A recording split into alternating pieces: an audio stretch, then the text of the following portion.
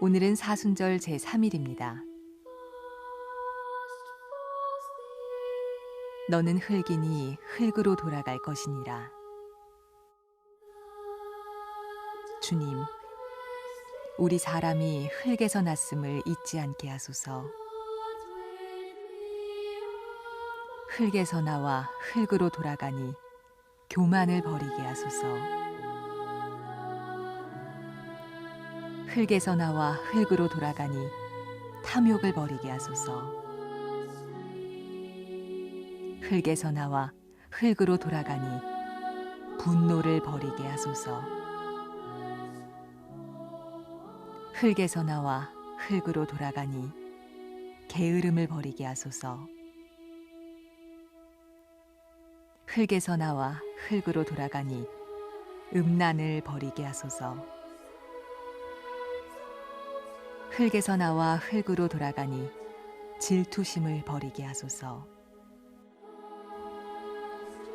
흙에서 나와 흙으로 돌아가니 인색함을 버리게 하소서.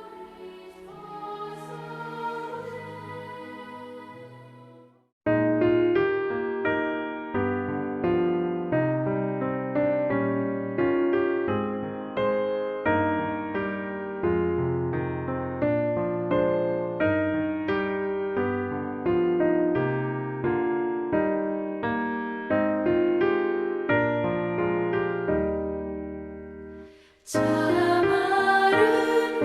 아름다워라 주님의 세계는 저 솔로몬의 옷보다 더 고운 백합화 주 찬송하는 듯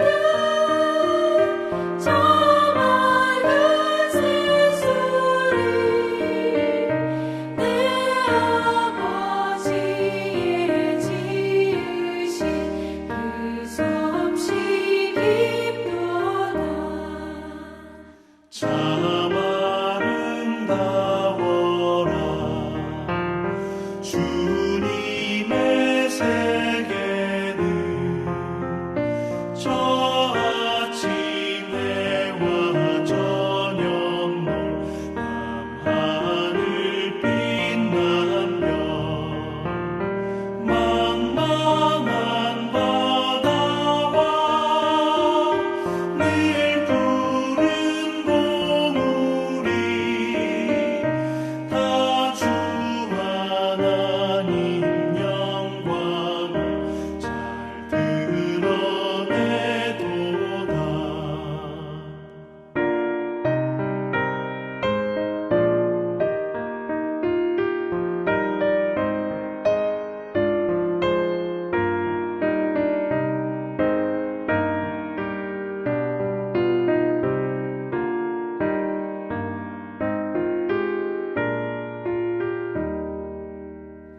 참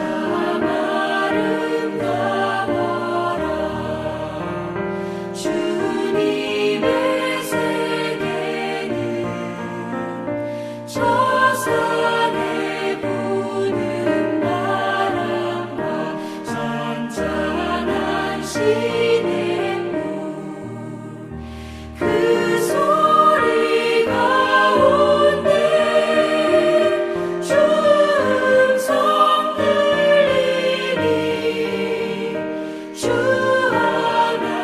하나님의 그 뜻에 나을 듯하도다. 아멘.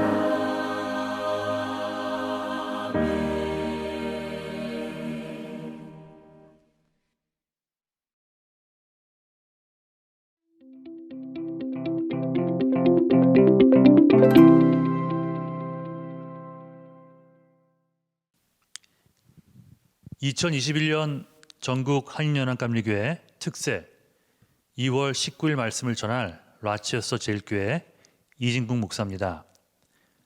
이런 기회를 통해 많은 목사님들의 설교도 듣게 되고 저 또한 흩어져 있는 많은 UMC 교우들에게 하나님의 말씀을 나눌 수 있는 기회가 되어서 감사한 마음이 큽니다. 오늘 말씀은 이사야서 24장 1절에서 5절 그리고 17절에서 20절 말씀입니다. 저희 교회는 특별히 새번역 버전으로 큐티를 하고 있어서 새번역으로 말씀을 읽어보겠습니다. 주께서 땅을 텅 비게 하시며 황폐하게 하시며 땅의 표면을 뒤엎으시며 그 주민을 흩으실 것이니 이 일이 백성과 제사장에게 똑같이 미칠 것이며 종과 그 주인에게 하녀와 그 안주인에게 사는 자와 파는 자에게 빌려주는 자와 빌리는 자에게 이자를 받는 자와 이자를 내는 자에게 똑같이 미칠 것이다. 땅이 완전히 텅 비며 완전히 황무하게 될 것이다. 주께서 그렇게 된다고 선언하셨기 때문이다. 땅이 메마르며 시든다. 세상이 생기가 없고 시든다. 땅에서 높은 자리를 차지한 자들도 생기가 없다. 땅이 사람 때문에 더럽혀진다. 사람이 율법을 어기고 법령을 거슬러서 영원한 언약을 깨뜨렸기 때문이다. 17절 땅에 사는 사람들아 무서운 일과 함정과 올가미가 너를 기다리고 있다. 무서운 소리를 피하여 달아나는 사람은 함정에 빠지고 함정 속에서 기어나온 사람은 올가미에 걸릴 것이다. 하늘의 홍수 문들이 열리고 땅의 기초가 흔들린다. 땅덩이가 여지없이 부스러지며 땅이 아주 갈라지고 땅이 몹시 흔들린다. 땅이 술 취한 자처럼 몹시 비틀거린다. 폭풍 속에 오두막처럼 흔들린다. 세상은 자기가 지은 죄의 무게에 짓눌릴 것이니 쓰러져서 다시는 일어나지 못할 것이다. 자, 지난 13장에서 23장까지 여러분 다 읽으셨겠지만 열방의 심판에 대해 살펴보았습니다. 수많은 나라들이 나오죠. 바벨론, 블레셋, 모압, 시리아, 에티오피아, 이집트, 에돔, 아라비아, 그리고 예루살렘에 대한 심판까지 다뤘습니다. 여기에서의 관심의 대상은 열방이었어요. 그리고 각 나라를 향해 심판의 메시지를 전하고 있었습니다. 그리고 이제 오늘부터 시작하는 24장에서부터 27장에서는 열방에 대한 하나님의 승리, 주님의 승리를 선포하는 본문으로 이 본문들은 이사야의 묵시록이라고도 불려지는 그런 본문들입니다. 자, 13장에서 23장에서는 열방이 먼저 관심의 대상이 되었지만 24장에서 27장에서의 관심의 대상은 하나님이십니다. 주권자. 이사야 선지자는 역사의 무대에서 주권적인 행위자로서의 주권자로서의 하나님을 강조하고 있습니다. 이스라엘의 소망도 전적으로 하나님께 있고 열방의 주인도 하나님이심을 강조하고 있는 부분이에요. 이런 맥락에서 24장부터 27장까지를 묵상하면 좋을 것 같습니다. 먼저 오늘 읽은 1절에서 5절은 전 세계적인 멸망의 모습을 그립니다. 1장에 심판의 대상을 땅이라고 표현하고 있어요. 그 후에도 계속 땅을 언급하고 있는데 이는 특정 나라만을 뜻하는 것이 아니라 이 세상 모든 나라를 언급하고 있는 것입니다. 그 말은 오늘의 본문이 각 시대를 살아가는 모든 이들, 즉 오늘을 살아가는 우리에게도 고스란히 적용되는 본문임을 나타내 주고 있는 것입니다. 즉 심판의 대상이 이스라엘뿐만이 아니라 죄악으로 물든 온 세상 나라들이라는 말이에요. 재앙이 임할 것인데 이는 모든 부류의 사람들에게 똑같이 임할 것이라는 말씀을 하고 있습니다. 다시 한번 읽어보겠습니다. 이사야 24장 2절 이 일이 백성과 제사장에게 똑같이 미칠 것이며 종과 그 주인에게 하녀와 그 안주인에게 이자를 받는 자와 이자를 내는 자에게 똑같이 미칠 것이다. 세상의 그 죄악이 온 세상 구석구석 모든 사람들에게 뻗쳐 있음을 얘기하는 거예요. 또 3절 땅이 완전히 텅 비며 완전히 황무하게 될 것이다. 4절 땅이 메마르며 시든다. 세상이 생기가 없고 시든다. 땅에서 높은 자리를 차지한 자들도 생기가 없다. 이 생기는 생명, 또 기쁨, 즐거움과 연결시켜서 생각하면 좋을 것 같습니다. 자, 가지지 못한 자들은 말할 것도 없거니와 세상적으로 뭔가를 누리고 있는 듯한 자들에게도 이 생기라는 것이, 이 기쁨, 즐거움이라는 것이 없어질 것이라는 말씀을 하십니다. 그 이유는 5절, 사람이 하나님의 말씀을, 하나님의 율법을 어기고 무시했기 때문입니다. 이제 온 세상은 인간의 불순종 때문에 공혹해 되고 황묵해 되고 높은 자들이 쇠약해지고 약탈이 끊이지 않을 것이라고 말씀하세요. 그 가운데서 가장 강조하고 있는 심판의 결과가 있는데요. 그것이 바로 즐거움의 상실입니다. 기쁨의 상실. 우리가 오늘 중간에 읽지 않은 본문에서 이 이야기가 6번 나옵니다. 그것도 한번 읽어보겠습니다. 24장 7절, 새 포도주가 마르며 포도나무가 시든다. 마음에 기쁨이 가득 찼던 사람들이 모두 탄식한다. 전통적으로 포도의 수확은 기쁨과 즐거움의 시간이었습니다. 그런데 이젠 그 즐거움은 이 땅에서 누릴 수 없어요. 8절, 소구를 치는 흥겨움도 그치고 기뻐 뛰는 소리도 멎고 수금 타는 기쁨도 그친다. 특별히 이 8절에 쓰인 동사들을 보면 뭐 그친다, 멎는다, 그쳤다, 뭐 이런 표현을 씁니다. 이젠 더 이상의 수확의 기쁨도 살아가는 즐거움도 찾을 수가 없는 상황이 되어버렸습니다. 11절, 거리에서는 포도주를 찾아 아우성치고 모든 기쁨은 슬픔으로 바뀌고 땅에서는 즐거움이 사라진다. 11절에서 결정타를 날리죠. 모든 즐거움이래요. 모든 즐거움이 사라졌으며, 심판 혹은 저주의 가장 큰 무기는 삶의 즐거움이 사라지는 것입니다. 사람이 살아갈 수 있는 이유는 소망 혹은 삶의 목적이 있기 때문입니다. 그래서 이 세상 모든 사람들은 예수를 믿든 안 믿든 그 목적을 붙잡고 있기에 오늘을 살아갈 수 있는 거예요. 그 목적을 이룸의 기쁨이라는 것이 주어지기 때문입니다. 그런데 그러다 그 목적이 사라지거나 소망이 없어져 버리면 당연히 삶의 기쁨, 삶의 즐거움은 사라지겠죠. 나를 살아갈 수 있도록 알게 모르게 이끌어 주었던 삶의 기쁨은 이제 찾을 수가 없습니다. 그래서 심한 경우 삶을 비관하여 스스로 목숨을 끊는 일까지 벌어지는 것입니다. 반면 아무리 힘들고 어려워도 그 삶이 주는 기쁨이 있다면 희생에 희생을 해도 그 사람은 즐겁게 그 일을 감당할 수 있다는 것이에요. 즉, 사람에게 소망이나 삶의 목적이 있음이 중요한 이유는 그것이 삶의 기쁨을, 그것이 삶의 즐거움을 주기 때문입니다.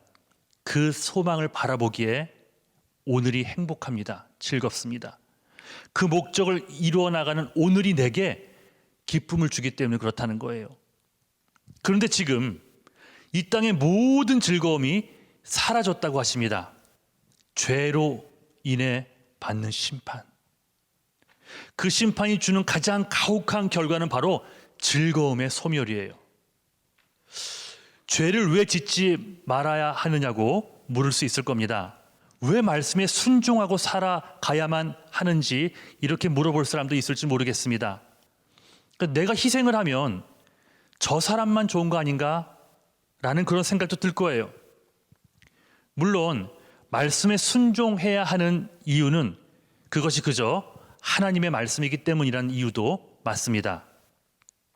하지만 오늘 본문을 통해 답을 찾자면 순종의 삶이 이 세상이 줄 수도 빼앗을 수도 없는 이 지고한 기쁨을 바로 나에게 주기 때문입니다. 이 삶의 즐거움이 사라진다면 목회 못합니다. 아니, 목회 안 합니다. 주님이 주시는 기쁨이 없다면 크리스천으로서 살아가지 못합니다. 아니, 기독교인으로 살아갈 필요가 없는 거예요. 이 세상은 짝퉁 즐거움을 우리에게 들이밉니다. 여러 가지 매체를 통해서 한순간 있다가 사라질 즐거움들이죠. 그것은 성경에서 말하는 조이라기보다는 순간만 보장하는 어떤 플레저이라고 말하는 것이 옳을 것 같습니다. 세상은 즐거움을 가져다 주는 것이 돈이요, 명예요, 성공이요, 파티, 성적 쾌락 등등이라고 말합니다. 그래서 그런 것들을 수단과 방법을 가리지 않고 쟁취하라고 부추깁니다. 하지만 온전한 즐거움은 절대 그런 것들로 채워지지 않습니다. 오로지 진정한 기쁨은 하나님과의 관계에서 말씀을 지키려는 데에서 오고, 혹 실수하여 죄를 지었을 경우에는 진실된 마음으로 하나님 앞에서 회개하는 데에서만 얻을 수 있는 것입니다. 그런데 이 세상 열국이 하나님을 버렸습니다. 하나님의 말씀을 버렸습니다. 죄악을 밥 먹듯 저지르기 시작합니다. 폭력과 살인과 간음, 우상숭배, 거짓과 술과 마약과 도박과 이간질로 삶을 수놓으면서도 이젠 죄책감마저 느끼지 않습니다.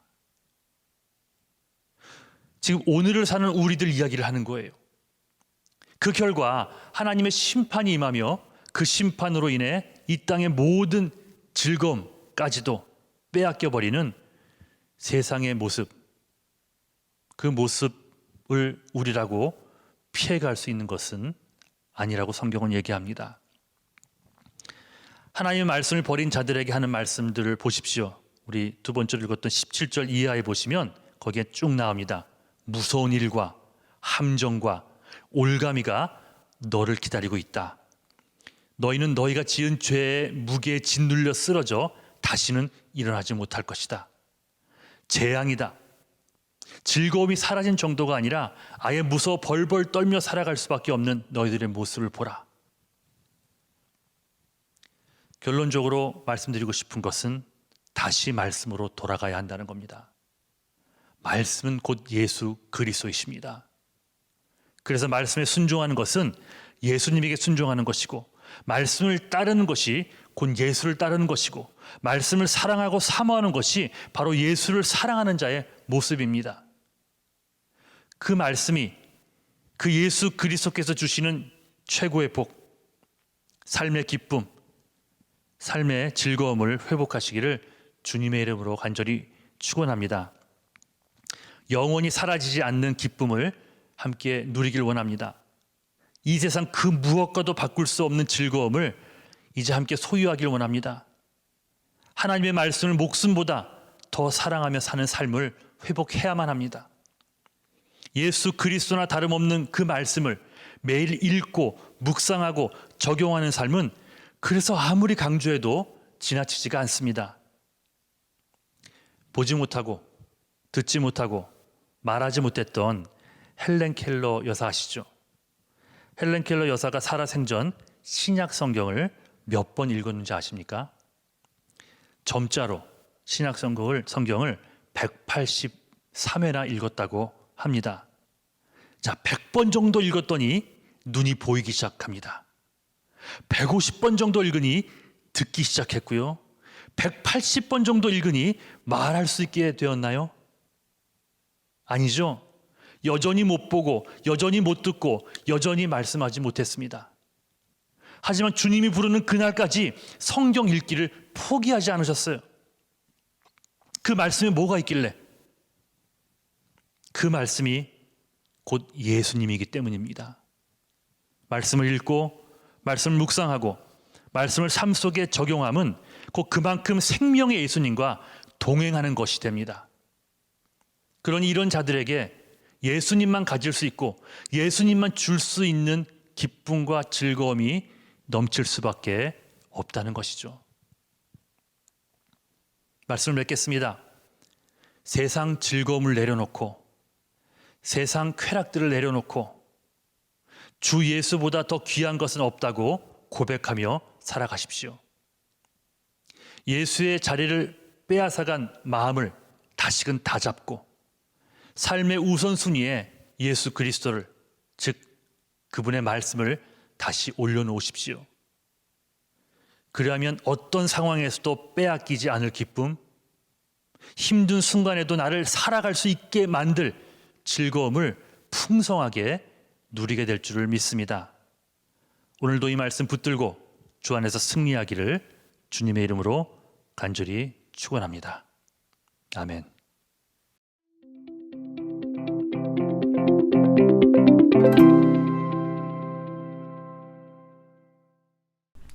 하늘에 계신 우리 아버지여, 이름이 거룩히 여김을 받으시오며 나라의 임하옵시며 뜻이 하늘에서 이룬 것 같이 땅에서도 이루어지이다. 오늘날 우리에게 일용할 양식을 주옵시고 우리가 우리에게 죄진 자를 사하여 준 것 같이 우리 죄를 사하여 주옵시고 우리를 시험에 들게 하지 마옵시고 다만 악에서 구하옵소서. 대개 나라와 권세와 영광이 아버지께 영원히 있사옵나이다. 아멘.